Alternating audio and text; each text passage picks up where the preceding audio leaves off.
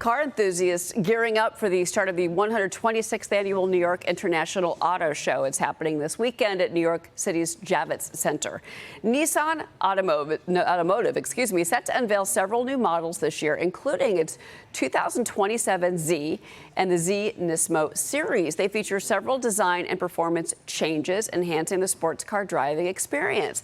Company anticipating the car to hit the market this summer. Joining me now for a first on Fox Business interview live from the New York International Auto Show, Nissan America's chairman, Christian Meunier. Thank you so much for being with us. And certainly, we have seen this auto show grow exponentially in terms of importance. But how important is it to you right now to make sure that Nissan has a strong foothold in the U.S. auto market? And how do you boost sales?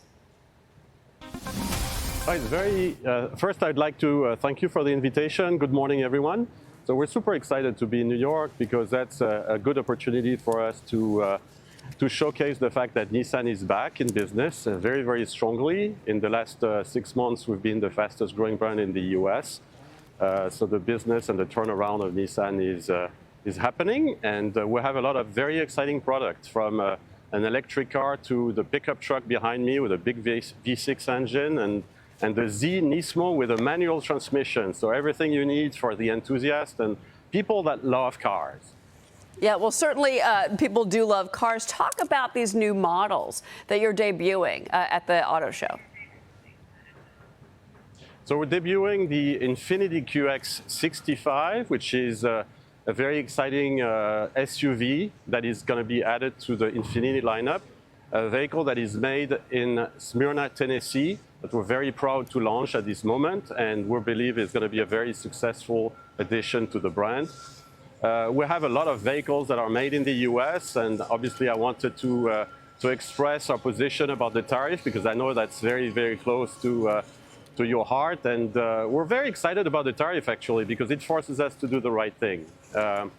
We're making more and more vehicles in the US. We're investing in the US, and that forces us to build where we sell, which is what a big corporation should do as a principle, and we're doing this. 2/3 of our cars sold in the US are made in the US, and we want to move that to 80%. So we're very much in line with what's going on, and very successful doing so. And our footprint in the U.S. is getting bigger and bigger every day. It is, and that's something that I brought up earlier this week with the vice president of Infiniti, again, and they're launching new luxury models to compete with Lexus. I want to have you listen to what he told me about the importance of manufacturing in America, making sure that you, as a whole, as a company, have your footprint here. Watch this. In our lineup come this spring, and 2 of our 3 vehicles will be built in Tennessee. So our Smyrna plant is able to flexibly manage a lot of different models coming out of the plant.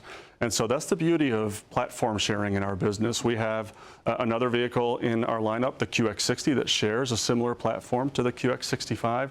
And so to be able to build that in the same location is immensely beneficial for us in terms of cost competitiveness. We see one new product every year for the foreseeable future on our road back to selling over 100,000 vehicles. So, Christian, whether it's Infiniti or Nissan working as a team, which you are, a key part of the Trump administration's agenda is to bring manufacturing and jobs back to America. And you say that Nissan, again, is gaining momentum, as he said as well, and that market share could rise to 5%. It did for 2025, and that now you want to really tailor production to dealer demand rather than just, relying on bulk output. One of your biggest factories, as he was talking about as well, is Tennessee, and that's Smyrna.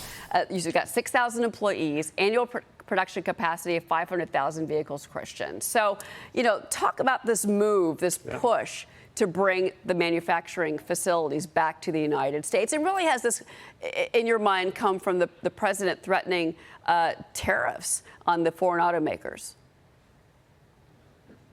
I think it's working, definitely, and I guess it's really pushing all the manufacturers to do the right thing, which is really to build locally, to sell in the U.S. And in the last year, in the last 12 months, we've been increasing the proportion of cars that we build in the U.S. for the U.S. So a year ago, we had 45% of our mix sold in the U.S. was made in the U.S. We're more than 2/3 today, and we'll go to 80%. We're bringing the new hybrid technology in the next 18 months to the US. We're going to have a new platform that we're going to build in Mississippi, which is going to be the opportunity for us to relaunch the Xterra, which we're really, really excited about. That's an icon that we've lost in a couple generations, and we're bringing it back.